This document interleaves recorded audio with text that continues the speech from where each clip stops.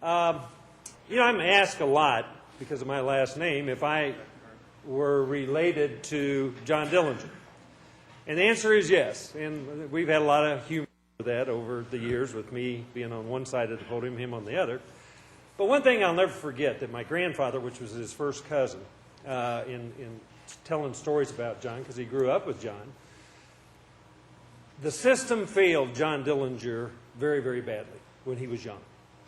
Perhaps if we had had a facility and a program like this, maybe he'd have went in a different direction.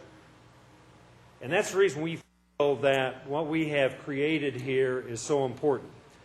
This project started over 5 years ago when we formed the Criminal Justice Task Force, which included folks from all areas of the criminal justice system. I presided as chairman, representative of the commissioners.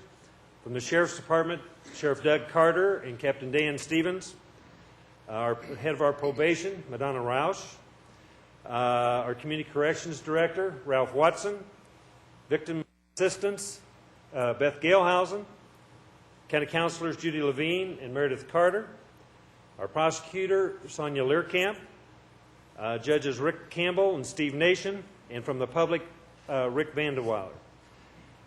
Based on the recommendations of this committee, the county hired Bobby Husky and Associates out of Chicago, which specializes in this kind of endeavor. Based on their recommendations, they did an extensive evaluation of our system and made recommendations that were implemented in this facility. The state-of-the-art structure creates a new day and a new way of coping and dealing with the troubled youth of this community. Our goal was to create a facility that didn't just imprison and forget our youth, but a facility and programming that we believe will help rehabilitate and help them become productive citizens in our society. The goal to provide professional counseling, including family counseling if needed, spiritual guidance, and classroom instructions are all part of this program. Our mission is to make the statement that Hamilton County will not give up on our troubled youth because we believe they're worth saving. We committed over $30 million to create this 110,000 square foot facility.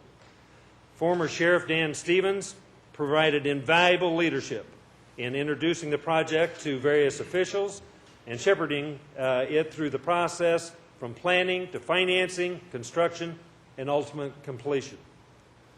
At this time, it is my pleasure to introduce to you the man whose responsibility it is to oversee this facility, our Sheriff, Doug Carter.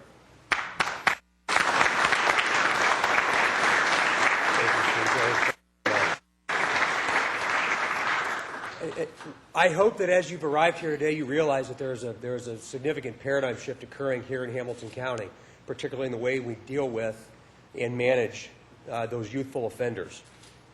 The name of the Juvenile Detention Center, which is what the old facility was, changes now to the Juvenile Services Center, and I hope that that is significant to all of you because it certainly has been significant to our commissioners and council and all those that have made this building a success over the last 5.5, almost 6 years now. But it's pretty telling where the future of corrections is going. And fundamentally and philosophically, if we have any opportunity to affect any level of recidivism, we can with those juvenile offenders. So while the facade of this place is just absolutely beautiful, that's not what it's about. It's about what happens inside here. And whether it's on the secure detention portion that I hope all of you will take the time to see, or whether it's on in the non-secure part, which is obviously where we are right now, you'll understand the dynamic differences between the two. That we're not going to incarcerate a juvenile offender in a 6x8 box and hope that while they're here, they can realize they've made poor choices and go back into the environment from which they came, which probably preempted and oftentimes encouraged inappropriate behavior. So with the level of accountability that's built into this building and the very structure, through so many different people at so many different levels, I think we have an absolute opportunity now to change not only the way in which we deal with offenders in Hamilton County, but possibly raising the bar for others to try and emulate and follow. This facility is very unique. I think it's probably one of only a few or a handful in the entire country, and I think it's something that we should all be very, very, very proud of. I would be remiss to not thank those that made not only today possible, but Madonna's staff from the very beginning of what's programming going to be. How are we going to define that? What does it mean? But most importantly, is how is it going to affect the way in which we do business? They've all done just an absolutely dynamite job, and I would compare their efforts and initiatives to anybody anywhere. To Captain Jeff Markham and his staff, it's amazing to be able to get a snapshot of your days. Because while I stand here today as the representative and the spokesman from the Sheriff's Office, I'm certainly not the guy that made this happen. He and his staff did, and I'm very, very, very grateful. Thank you both very much, and all of you very much. Secondly, it's been really enlightening to me to be able to spend some time with Larry Dawson and Joe Marac, Rick Connor. The list goes on and on and on about how does this happen from the very beginning. And I spend a lot of time picking the brains of the commissioners that are standing next to me today to try and understand the dynamics of causing fundamental change. And those folks that have made this what it is have allowed us to do the things that all of you expect us to do. So my heartfelt thanks to all of you. It's been a pleasure to get to know you and certainly to call you my friends. I would like to now introduce Larry Dawson, the project manager. Somehow he maintains a level of norm, but I'm not quite sure how, dealing with the dynamics of this. So without any further ado, I'd like to introduce to all of you Larry Dawson from Envoy.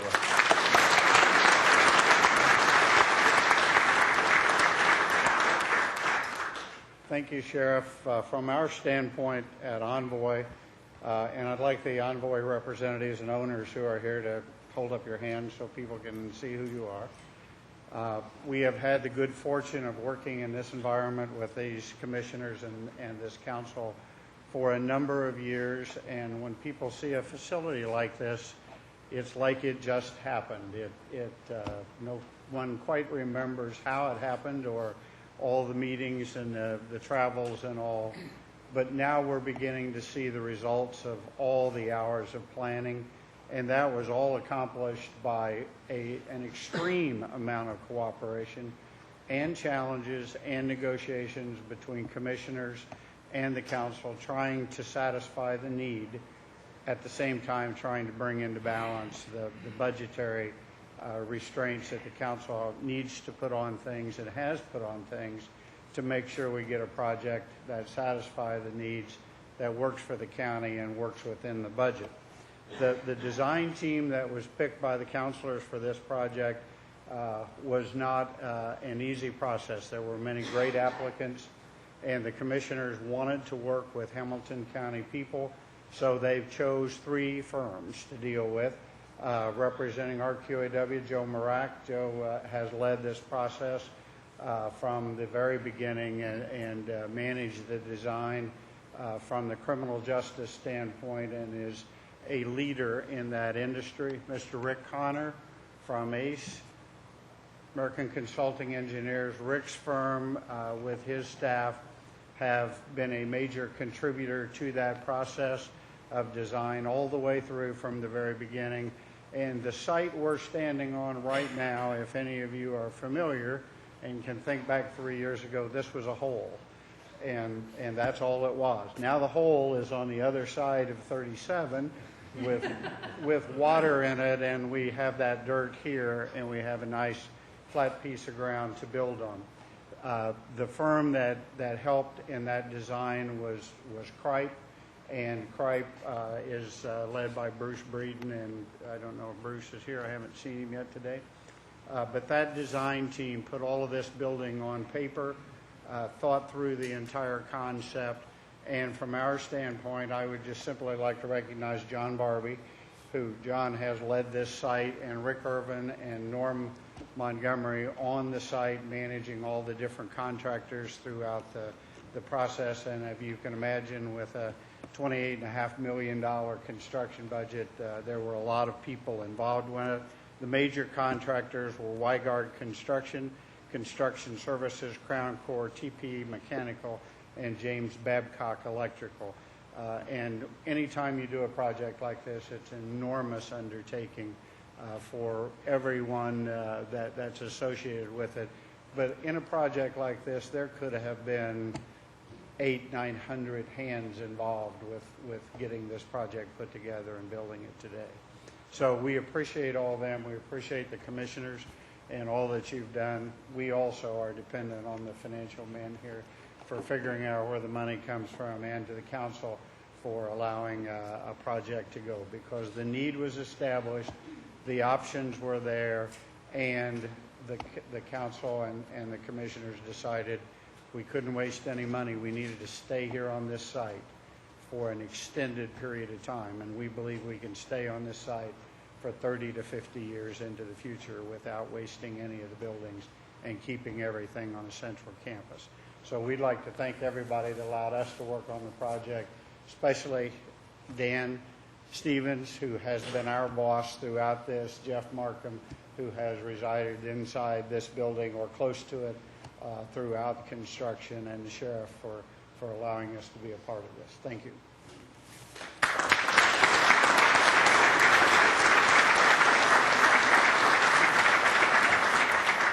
To sum this up, I know we're very well aware that this was a very expensive endeavor from the county.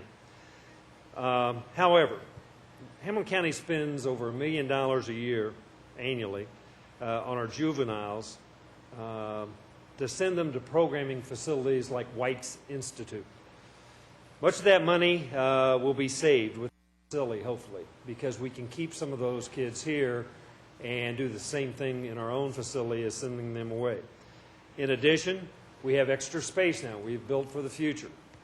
We are leasing beds to other counties at $140 per diem,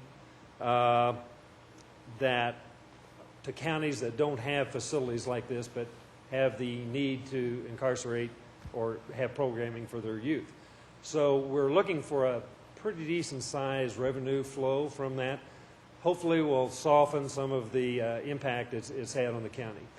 I once again want to thank everybody that, and there's just gobs of people that helped in this project very unselfishly to try to make Hamilton County a better place to live. And I think there's no better place than starting with our youth. So at this time, if we could get you all to walk out, and we had it in here where you could be warm. If you walk out just beyond the pillars, we're going to have the ribbon cutting ceremony outside. Thank you very much for your attendance. I just want to get my haircuts with.